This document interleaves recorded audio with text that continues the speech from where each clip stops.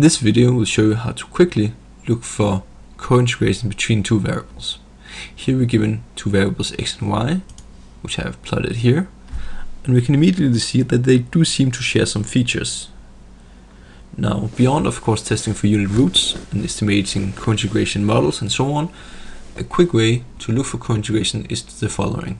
Model, graphics, select your variables, select all plot types, select multiple series, and select mean and range match to first. Plot them.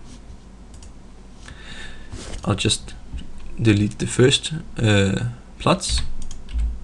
You can see now that the two variables have had their means matched, so they have the same mean, and their range have also been scaled, so they are similar. And it becomes quite obvious that there's definitely some common thing going on here and possibly co-integrating.